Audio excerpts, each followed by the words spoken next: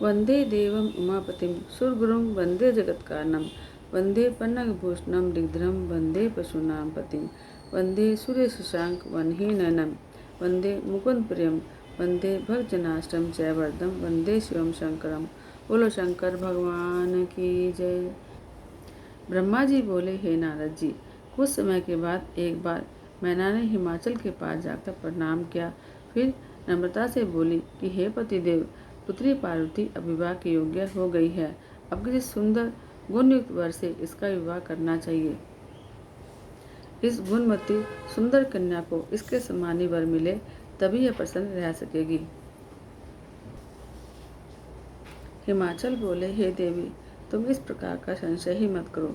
नारद जी के वचन रूपी जो कथन है वह कभी असत्य नहीं होते। यदि अपनी पुत्री से प्रेम रखती हो तो पुत्री को भगवान रुद्र की प्रसन्नता के लिए तप करने के लिए कहो।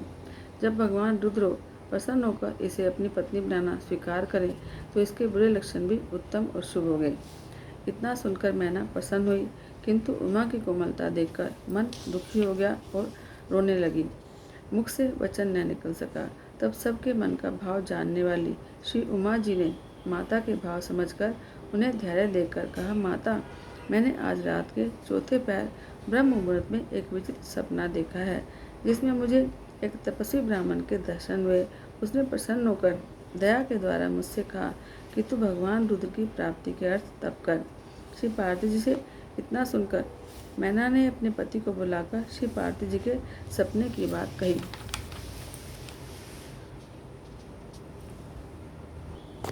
उधर भगवान शंकर भी अपनी प्राणेश्वरी श्री सती के विरह में व्याकुल होकर अपने गणों को श्री सती जी के अनेकों गुण और उनकी सुशीलता आदि सुनाकर कुछ दिन कैलाश पर रहे। फिर गृहस्थ धर्म को त्याग कर नग्न होकर कुछ समय तक सब लोकों में घूमते रहे। उसके बाद कैलाश पर वापस पधारे। फिर वहाँ आकर समाधि धारण कर ली। कुछ समय के बाद सदाशिव समाधि से जागे। समाधि के परिश्रम से उनके मस्तक से पसीने की बूंदें पृथ्वी पर गिरी। तब तो उससे एक बालक प्रकट हो गया, जिसका लाल रंग था, 4 भुजाएं थी और बहुत सुंदर था। वह प्रकट होते ही रोने लग गया। उसे देखकर संसारी मनुष्यों की भांति सदाशिव उनके लालन पोषण का विचार करने लगे। उस समय डरी हुई एक सुंदर स्त्री वहां आई और उस बालक को अपनी गोद में लेकर उसे दूध पिलाकर उसका मुख चुम्बन किया और उसे लाड लड़ाने लगी। वह स्त्री और कोई नहीं, स्वयं पृथ्वी ही आई थी। अंतर्यामी श्री महादेव जी ने समझ लिया, तब मुझसे बोले कि हे पृथ्वी, इसका लालन पोषण बड़े प्यार से करो। यह मेरे मस्तक के पसीने से उत्पन्न हुआ है। यही बालक तुम्हारे ही नाम से प्रसिद्ध होगा। सदाशिव के इन वचनों को सुनकर धरती माता उस बालक को गोद में लेकर अपने स्थान पर चली गई। वहाँ वह सुख से उनका लालन पालन करने लगी। पृथ्वी के नाम से उसका नाम भौम प्रसिद्ध हुआ। तब वही भौम अपनी युवावस्था में काशीपुरी आया। वहाँ बहुत समय तक भगवान शंकर का पूजन करता रहा। उसके बाद उसने शुक्र लोक से भी ऊपर का लोक प्राप्त किया।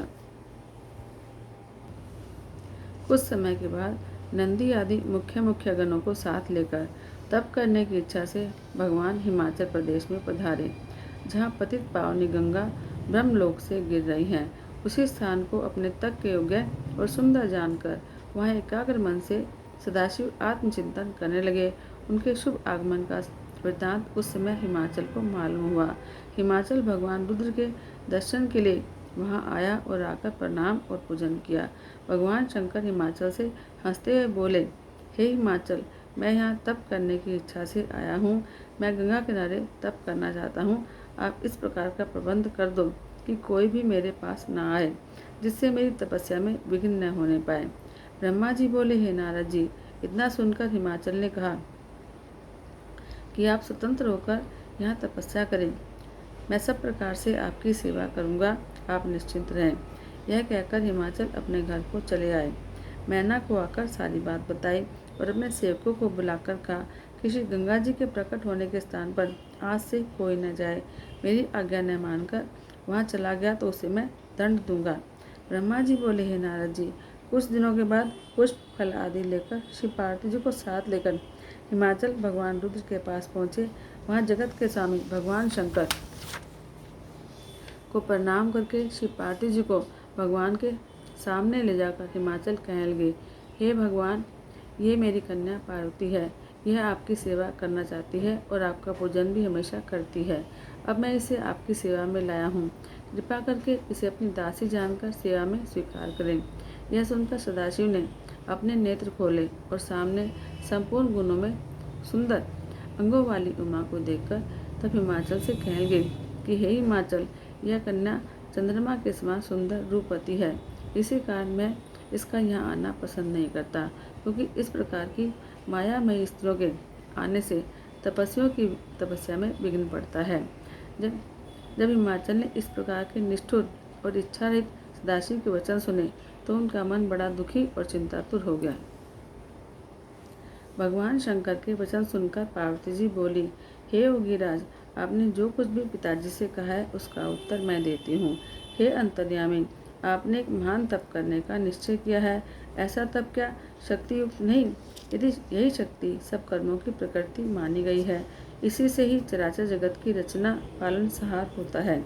आप थोड़ा विचार करें, यह प्रकृति क्या है, आप कौन हैं? यदि प्रकृति न हो तो शरीर और स्वरूप किस प्रकार हो? इस प्रकार प्राणधारी सदा शक्ति का पूजन, ध्यान, वंदन आदि करे तो जगत का क्रम सदा चलता रहे। यह सुनकर सदाशिव बोले, हे पार्वती, मैं तप द्वारा प्रकृति का नाश कर चुका हूँ। अब तत्व रूप में स्थित हूँ। साधु पुरुषों को प्रकृति का संग्रह करना उचित नहीं। तब इस प्रकार के वचन सुनकर लौकिक व्यवहार के अनुसार हंसकर श्री पार्वती जी बोली, हे योगीराज, आप किस प्रकार की बात कर रहे हैं? थोड़ा विचार कर कहें। यदि आपने प्रकृति का नाश कर दिया है तो आप किस प्रकार विद्यमान हैं? संसार तो प्रकृति से ही बंधा हुआ है और उसी प्रकृति के द्वारा संसार के सभी कार्य, सुनना, देखना आदि होते हैं। क्या आप प्रकृति का तत्व नहीं जान रहे? मैं ही प्रकृति हूँ, आप पुरुष हो। आप भी मेरी कृपा द्वारा सगुण होकर चेष्टावान हो, नहीं तो किसी भी कार्य करने में आप समर्थ न हो सकेंगे। तब इस प्रकार सांख्य शास्त्र के अनुसार श्री पार्वती जी के वचन सुनकर शिवजी बोले, हे हिमाचल कन्या, यदि मैं माया रहित परमेश्वर हूँ तो आप श्रद्धापूर्वक मेरी सेवा करने में तत्पर हो जाओ। इतना कहकर तब सदाशिव हिमाचल से बोले, अब हमें तप करने की इच्छा है और तुम्हारी कन्या के लिए आज्ञा है कि वह नित्य आकर मेरा दर्शन किया करे। यह सुनकर हिमाचल प्रसन्न हुए और श्री पार्वती जी को साथ लेकर अपने घर चले आए। उसी दिन से श्री पार्वती जी नित्य ही भगवान के दर्शन करने आने लगी। सखियां भी साथ हुआ करती थी। वहां आकर उनका 16 प्रकार से पूजन करती और उनके चरणों के धोवन का नित्य ही चरणामृत लेती। इस प्रकार पूजा करके घर में लौट आती। इसी प्रकार के पूजन आदि में पार्वती जी को बहुत सा समय बीतने लगा। कभी कभी तो श्री पार्वती जी अपनी सखियों के साथ मिलकर काम उत्पादक गायन भी करती। एक दिन सदाशिव ने इस प्रकार श्री पार्वती जी को अपनी सेवा में लगा देकर विचार किया, यह काली उमा महेश्वरी तभी तप करेगी जब इनके द्वारा अभिमान का बीज अंकुर नाश हो जाएगा और इनको ग्रहण भी मैं तभी करूँगा, तभी इनको अपनी पत्नी बनाऊंगा। ब्रह्मा जी बोले, हे नारद जी, ऐसा विचार कर भगवान शिव अपने ध्यान में लगे। किंतु उनके मन में श्री पार्वती जी के लिए एक प्रकार की चिंता ने निवास कर लिया। इसी कारण वे गिरजा को नित्य ही देखते और पार्वती जी की भी बड़ी श्रद्धा और प्रेम से शिव चिंतन, पूजन और नित्य दर्शन करने आती। इतना देखकर तारकासुर से पीड़ित हुए मुनि और इंद्र आदि देवताओं ने ब्रह्मा जी से कहा और ब्रह्मा जी ने कामदेव को आज्ञा दी। आज्ञा पाकर कामदेव वहां पर पहुंचा और अनेकों प्रकार की माया वहाँ फैलाने लगा, किंतु भगवान रुद्र उनसे कभी भी चलायमान न हुए, बल्कि काम को जलाकर भस्म कर डाला। बोलो श्री शंकर भगवान की जय।